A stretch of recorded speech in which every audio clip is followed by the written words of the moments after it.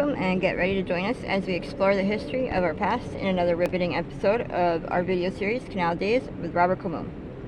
Founder of Historical Tours of Greater Holyoke, Robert guides you through the historic treasures of the Connecticut River Valley. From canals, cemeteries, churches, and beyond, experience the landmarks and their stories that are the foundations of Massachusetts' rich history. So visit holyokecanaltour.org for more details, book private tours, and watch the entire Canal Days video and podcast series, and get comfy and enjoy your personal tour right from your screen in today's episode of the Armour and Company building of Holyoke, Massachusetts. Okay, let's go around this building. We'll do that for a special reason, but we'll see the front of it. Here's one of the sides. It only has 3 sides to it, so keep that in mind. And there's a beautiful name up top, and they've reinforced it with paint lately.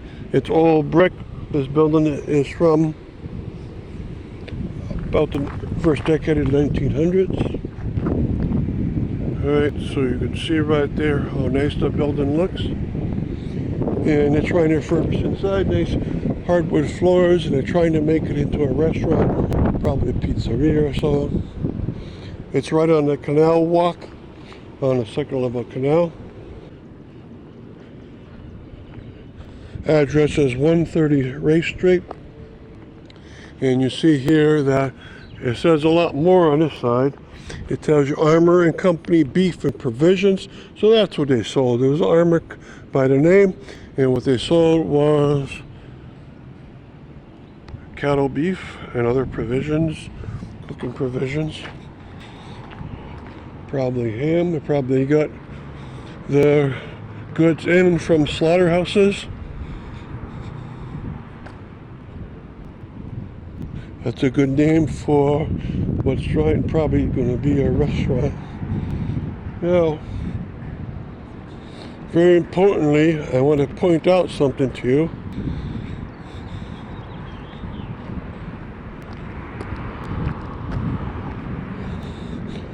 There's a building over here that now houses the Whitman properties. And notice that its front corner here is lopped off at an angle, and there's a good reason for that, and it has to do with the reason why that building only has 3 sides. So what happens is that the train station in the very beginning for passengers and for freight was right across the street. The 3rd edition of the train station for passengers over there, but there used to be a freight yard in there, and they used to come in with trains from off of Race Street, either going out from the steeple or into the steeple. And what would happen, the train would turn off of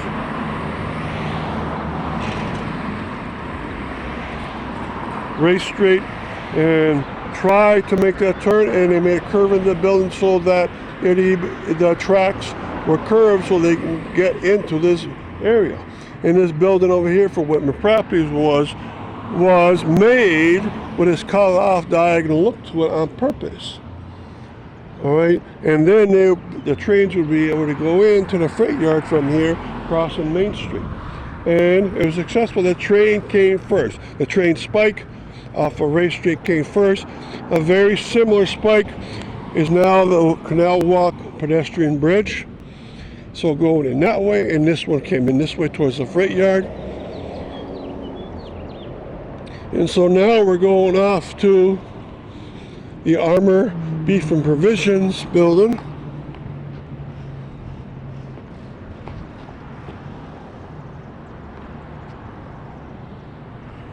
Okay, and you can see that it has a curve to it. Not even a straight diagonal was good enough on this third side. They had to put a curve into the building. The train tracks were here, right? And they were trying to make as much space for themselves as possible, and that's what a curved building. And now, thus, when you try to unite the bricks on the side here, what do you get? Well, you can't unite them because bricks are rectangular, and this is not a rectangular building. This is rectangular on 2 sides and then curved on the other. So what do you get? You get this unique arrangement of the bricks on this side. Very strange. All right. And inside, they're doing a great amount of work trying to make this company work out. And they put up this fence in there, which is wonderful, which means they're probably getting close to finish. But look the whole way, it's curved for a very good reason. And now you know why. So look the other way again, curving this way. This is where the railroad tracks were. And you'd have to fit it in to the wooden building over there. And it would have. So that's why you have this situation. This is the only time in Holyoke that a non-mill building was curved. There were a few mill buildings that were curved, like at Whiting's mill, it was curved. At the area down by the third level canal, you find one curved building, I think the Franklin. But here you have a curve on a non-mill building. And that's the only time, like I said.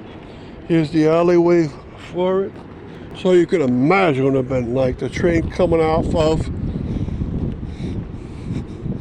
the track and having to curve around. All right, so what are the bricks like up there? They have to angle very slightly over.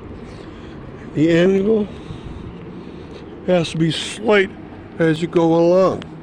And so you almost don't even notice that the bricks aren't perfectly aligned with each other, right? Because there's this very slight curve as you go along. It's so slight, it's almost imperceptible to you that anything is going on. Okay, so last job is, let's look at this corner here.